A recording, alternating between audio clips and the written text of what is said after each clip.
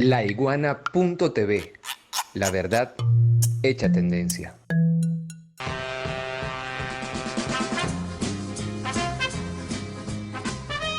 Saludos amigas y amigos de Laiguana.tv. Hoy nos acompaña Silvana Broggi. Ella es una integrante del Frente Patria Grande, brigadista internacional argentina de nacimiento y bueno, de la Patria Grande, por supuesto. Y bueno, vamos a conversar sobre varios temas de este continente tan convulsionado en los últimos días, pero por supuesto tenemos que comenzar con Argentina, porque tú eres argentina. Este fin de semana, 27 de octubre, este domingo 27 de octubre, se define el destino político de Argentina para los próximos años. ¿Cómo lo ven los movimientos sociales, la izquierda de base argentina a la candidatura de los Fernández? Bueno, muchas gracias primero por recibirme. La estamos viendo como las organizaciones, primero el Frente Patria Grande se construye en una unidad de los movimientos y organizaciones populares de Argentina que han sido las que han estado protagonizando justamente las movilizaciones, ¿no? Todos los reclamos al gobierno de Macri, principalmente. Después también hay otros sectores, ¿no? De ciencia y educación, de sectores puntuales que el gobierno de Macri ha destruido. Pero principalmente las organizaciones y movimientos populares hemos tenido la capacidad de construir un frente político que abone a este frente más amplio que es el Frente de Todos. Para nosotros es una experiencia inédita esta participación en una estructura tan grande y tan diversa, ¿no? Porque están los sectores del kirchnerismo y también hay sectores de otros espacios como el Frente Renovador, que fue la tercera fuerza anteriormente en las elecciones, que es un espacio más de derecha, más conservador. Entonces para nosotros es toda una apuesta, digamos, hoy componer el Frente de Todos como Frente Patria Grande, ¿no? Nuestra mayor expectativa tiene que ver con que la candidatura de los Fernández, el programa que están llevando ellos adelante, contenga las demandas principalmente y primeramente de los sectores populares de la Argentina. Y por eso para nosotros no se acaba en la elección, ¿no? Sino que va a ser una lucha que va a continuar hacia adentro y hacia afuera, porque claramente también sabemos que va a ser un gobierno que va a ser golpeado desde afuera, ¿no? De las distintas potencias económicas, del imperialismo. No se le va a hacer fácil gobernar, sobre todo por la deuda que se ha contraído con el Fondo Monetario Internacional, que bueno, es una deuda que es histórica para nosotros, Sí, ¿no? sí, quería justamente que me hablaras un poquito de eso, porque el gobierno, la viabilidad del gobierno y sobre todo con respecto a las expectativas creadas, respecto, digamos, al recuerdo de los gobiernos pasados de los Kirchner, pudieran tener muchas dificultades, ¿no? Porque esta deuda es realmente un peso tremendo sobre el nuevo gobierno. Sí, absolutamente. Es una hipoteca del país, de la que contrajo Macri, ¿viste? Es una deuda que es criminal, porque, bueno, primero el monto. Ayer evaluábamos un poquito con unos datos y de todas las deudas que tiene emitida el FMI con los distintos países, la de Argentina representa el 40%. Después vienen otros países con el 9, el 5, digamos, mucha la diferencia, ¿no? La cantidad de dinero, digamos, que se desembolsó en Argentina. El interés es el más alto, o sea, la Argentina paga el interés más alto de deuda que cualquiera del resto de los países. Y segundo, que el primer desembolso de la deuda nadie sabe dónde fue, que misteriosamente es desembolsado unos meses antes de las elecciones. Es decir, que 2 más 2, ¿no? La cuenta cierra directo. Fue invertido ahí, en su campaña, pero aún así, con todo el marketing, con todo el dinero, no han podido engañar a un pueblo al que lo han hambriado, al que lo han llevado a la pobreza máxima, estructural. Entonces, bueno, va a ser muy difícil salir de ahí. Por eso es muy necesario que las organizaciones, los movimientos sigamos en lucha para que los primeros 100 días de gobierno de Alberto y de Cristina Fernández se destinen a responder a este pueblo que está hoy sufriendo y padeciendo todas las políticas neoliberales de destrucción que aplicó Macri en 4 años. Es importante que subrayemos la situación social de Argentina, porque bueno, desde Venezuela ha sido uno de los destinos, ¿no?, de la migración venezolana, que bueno, debido a la situación que estamos viviendo, pues hay muchos otros países que parecieran estar mejor que nosotros, pero ¿cuál es la situación real para ustedes, los argentinos?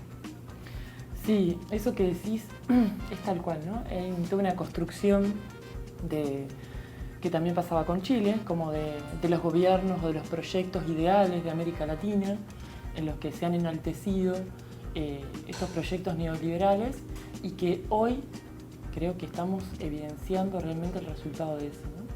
Argentina es un ejemplo más, porque en Argentina se llegó a una destrucción tal del Estado de Derecho, de los derechos del pueblo, ¿no?, soberano. En Argentina ya no gobernaba Macri, gobernaba el Fondo Monetario Internacional, gobernaba Estados Unidos, gobernaba Trump, de una manera bochornosa, indigna para nosotros. Pero además eso se traduce en mucha miseria para nuestro pueblo, ¿no? Y la miseria traducía a cosas muy materiales. En Argentina se eliminaron 10 ministerios, entre ellos el de salud y educación.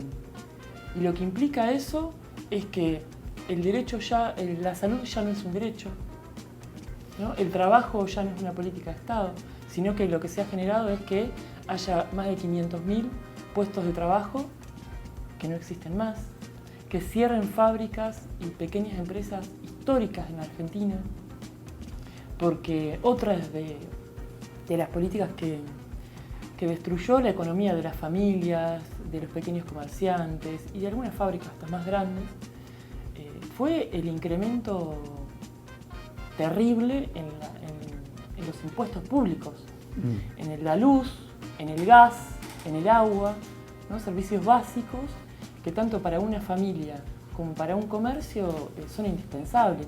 El aumento llegó al 1000%. Al 1000%.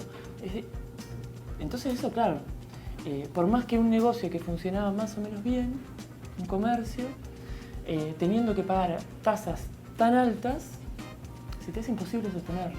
Claro. Eso es parte, ¿no?, de cómo se fue cada vez recrudeciendo más la situación social en nuestro país. Y los precios, que obviamente también una inflación del 50% aproximadamente, que además tuvo un pico muy alto. El 11 de agosto fueron las primarias en Argentina, ¿viste? Bueno, ahí usted ya, el mundo pudo ver cuál estaba siendo la voluntad del pueblo argentino, ¿no? Respecto a darle fin a este gobierno de Macri, este gobierno de empresarios. Y eso tuvo una respuesta de las economías mundiales, ¿no?, de los poderosos, que fue que al otro día, el día 12, el dólar aumentó un 30%. Eso, por supuesto, que no tuvo su correlato en los salarios, ¿no?, que vienen para abajo. Entonces, bueno, eso es más o menos el escenario en el que nos hemos encontrado con mucho malestar, porque lo que le sale muy bien al gobierno de Macri, como a todos aquellos que están muy bien financiados con marketing, es la retórica. Pero con la retórica no se gobierna. Claro. Se gobierna con hechos. Bueno, tú has estado, y este movimiento al que tú perteneces ha estado vinculado al Foro de Sao Paulo, ¿no? Entonces ahora la última versión es que el Foro de Sao Paulo organizó todo lo que está pasando en América Latina, la caída de Macri, la situación de Chile, la situación de Ecuador, la situación de Perú. Cuéntanos un poco cómo fue que hicieron ahí en esa reunión de julio aquí en Caracas para generar semejante conspiración continental. Bien, primero una aclaración ahí. Nosotros como Frente Patria Grande no es que componemos el Foro de San Pablo. El Foro de San Pablo es un espacio que históricamente vienen construyendo los partidos de izquierda y progresistas en América Latina, pero que también se ha extendido al mundo, ¿no? Participaron países de África y demás, y de otros continentes. Nosotros, los movimientos populares, las organizaciones de masas, a nivel mundial hemos construido otra plataforma que es la Asamblea Internacional de los Pueblos, que tuvo también su primera celebración acá en Caracas, que es el acumulado de muchos proyectos, principalmente la experiencia de ALBA Movimientos, ¿no?, el proyecto ALBA, bueno, todo lo que se ha ido construyendo alrededor de eso, y más a nivel global. Entonces, el Foro de San Pablo para nosotros de este año acá en Caracas, en Venezuela, tuvo la particularidad de ponernos en diálogo. Las organizaciones, los movimientos populares con los partidos tradicionales que vienen desarrollando políticas ya hace muchos años, importantísima oportunidad. ¿Por qué? Porque bueno, tenemos desafíos, somos todos de izquierda, ¿no? Estamos apostando, digamos, a defender los proyectos soberanos de nuestros países en el mundo. Tenemos un enemigo común, que es el neoliberalismo, el capitalismo, el imperialismo, que destruye todas nuestras sociedades, nuestros ecosistemas. Entonces ahí creo que fue un pacto, ¿no? Lo que hicimos acá en el Foro de San Pablo, que fue ponernos en diálogo. Todas las organizaciones populares, sindicales, campesinas, de mujeres, de comunidades LGTB, afro, es decir, bueno, identificar, porque ¿qué es lo que hace el capitalismo y el imperialismo? ¿Cómo nos opera? Dividiéndonos. ¿No? Yo siempre repito esta frase que es dividir, reinarás. Ellos operan para dividirnos. Así han logrado también alcanzar los gobiernos en muchos países. Entonces nosotros tenemos un gran desafío que a la izquierda siempre nos cuesta mucho más que a las derechas, que es unirnos, ¿no? Poder poner por delante cuáles son los compromisos, los desafíos que tenemos en común. Entonces las mayores responsabilidades tienen que estar puestas ahí y a defender nuestros proyectos soberanos. Para nosotros, bueno, ahí fue una prioridad defender el proceso bolivariano, destacar la resistencia que está haciendo este pueblo, apoyar para desmentir todo lo que se construye respecto a Venezuela. Nadie dice que Venezuela sea una panacea, ni que esté... es un país muy asediado. Entonces, la mayor solidaridad a construir ahí, ir apoyándonos, ¿no? Generando algunos acuerdos para ir apoyándonos ahora en Bolivia, las elecciones en Argentina, estar mucho más conectados. Creemos que es la forma que vamos a poder ir consiguiendo, con esos acuerdos, barrer a la derecha en América Latina y en el mundo. Eso va a decepcionar mucho a los que dicen que el Foro de Sao Paulo organizó todo este quilombo, como dicen ustedes allá en Argentina. Yo creo que ellos no se quieren hacer responsables de las consecuencias de sus propios hechos, ¿no? Ellos no se quieren hacer responsables de lo que realmente han generado con ese proyecto. Que sus ganancias, su dinero, sus intereses. Nunca hay un pensamiento en el bienestar social, en el bienestar de un pueblo de ellos. Creo que eso nosotros tenemos que tenerlo cada vez más claro. No podemos seguir repitiendo la historia. El neoliberalismo cada vez se reactualiza, ¿no? O sea, son proyectos que se reactualizan. Nosotros ya lo vivimos. Tuvimos un argentinazo, como ustedes tuvieron un Caracazo. Entonces, bueno, me parece que hoy sí estamos viendo con mucha esperanza este levantamiento de los pueblos, que lo empezamos a ver con más fuerza, bueno, en Argentina con las elecciones, pero en Ecuador, principalmente frente al gobierno impostor de Lenin, Moreno. Y ahora con Chile, ¿no? Ahora con Chile. Quería justamente que tocáramos un poquito el tema de Chile, porque en Chile ha sido diferente al caso argentino. En Argentina ha habido una respuesta electoral, bueno, había afortunadamente una coyuntura electoral cercana, pero en Chile ha habido una situación distinta que ha degenerado en una especie de retorno de la dictadura de Pinochet, ¿no? Sí, es que Piñera representa eso, ¿no? Los carabineros, digamos, el tipo de fuerza que él ha construido se ha basado mucho en eso y no es novedad. Vos fijate que ya cuando fueron las masivas movilizaciones por el derecho a la educación pública, que una de las banderas por ahí más conocidas, ¿no?, del pueblo chileno en el mundo, hubo represiones terribles. Ni hablar también de las comunidades mapuches, ¿no?, las comunidades indígenas ahí, que también tienen una persecución política y presos políticos innumerables, sin razón alguna. Hay una violación de los derechos humanos sistemática. Chile viene padeciendo 30 años ya de neoliberalismo, ¿no? Y muy crudo. Y creo que la forma salvaje en la que salieron a cazar gente, a cazar estudiantes, pero también había gente grande, niños, sin ningún tipo de registro, habla de ese salvajismo con el que no tienen escrúpulos, ¿no? Y me parece que no es la cuestión del aumento del metro, me parece que es un hartazgo del pueblo, de políticas que cada vez van separando más, generando más desigualdad, más miseria. Y los pueblos tenemos ese reflejo, que me parece que es muy valioso, de que cuando nos empezamos a levantar, empezamos a ver ese reflejo, ¿no?, esa representación del otro, y decís, pero ¿y por qué acá estamos todavía sometidos? Y capaz que lo de Ecuador significó un poco eso para Chile, lo de Argentina, ¿no? Y así. En América Latina, aunque han hecho todos los intentos y han, ¿no?, conseguido de alguna forma romper cierta integración que habíamos conquistado con Chávez, con Lula, todavía la diplomacia de los pueblos sigue firme y es la que sigue levantándose en las calles para enfrentar todo tipo de opresión, todo tipo de dominación que quiera seguir avanzando sobre nosotros.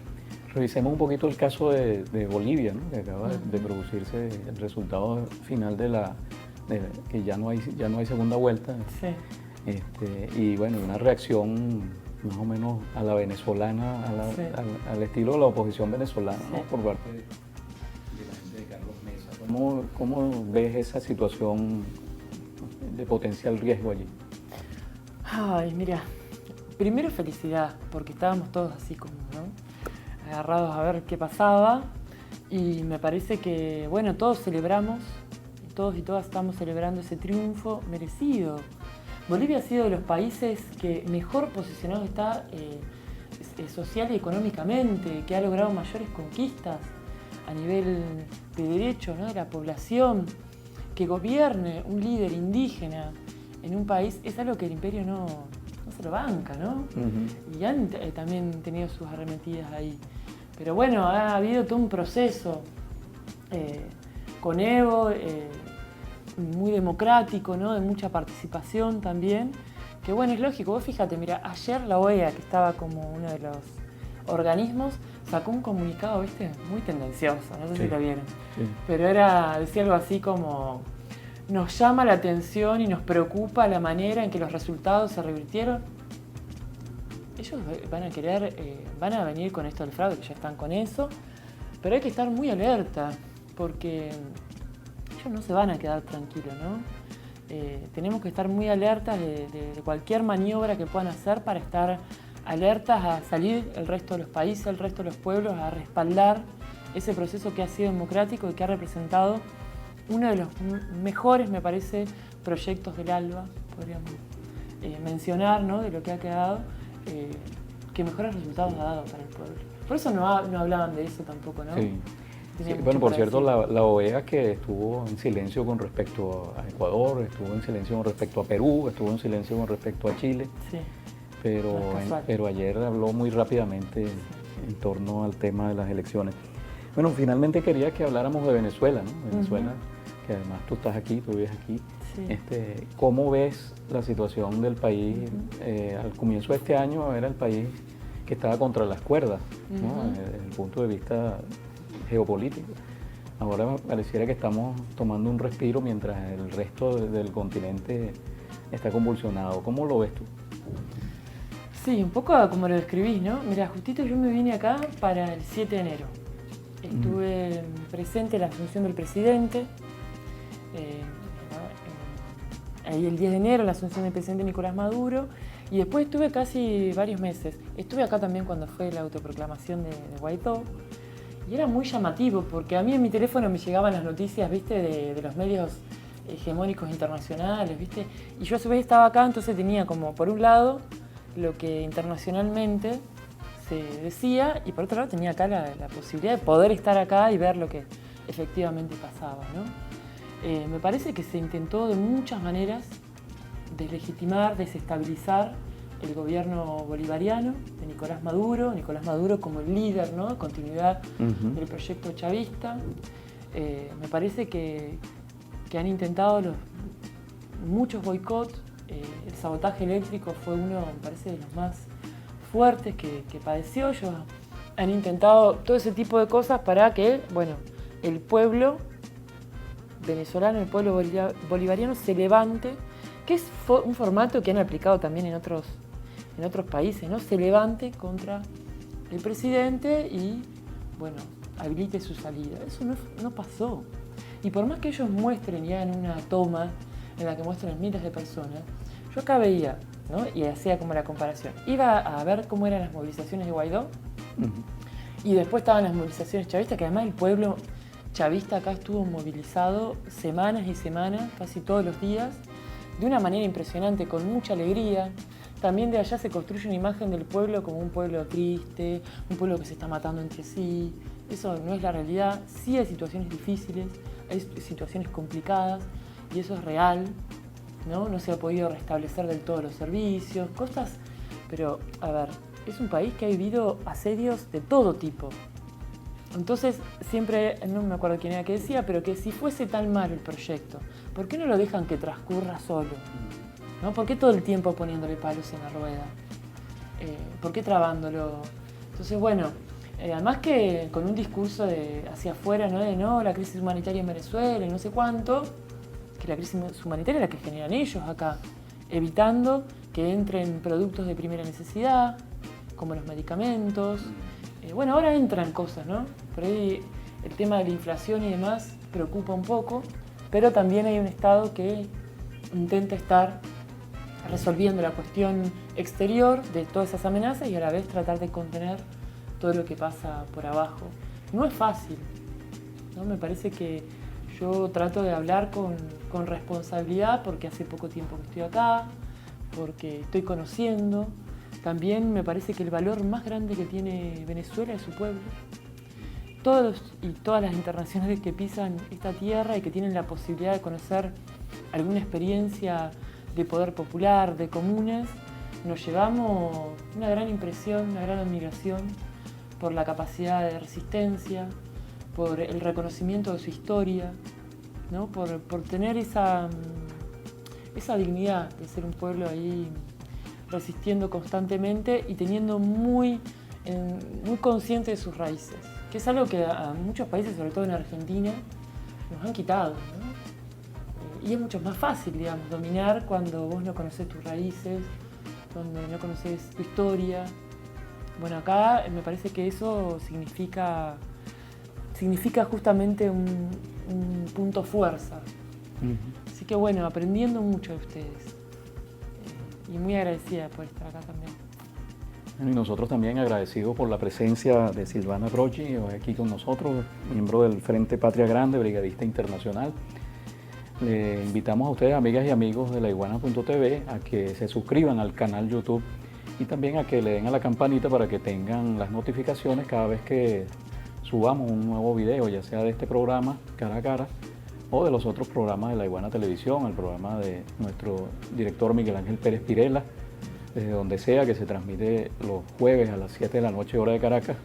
También La Pupila, de María Alejandra Aguirre, y En la Pista, de Mirelvis Gutiérrez.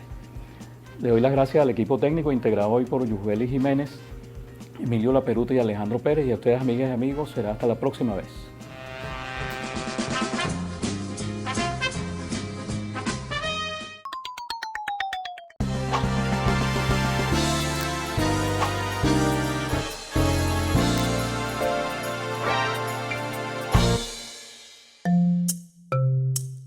Laiguana.tv.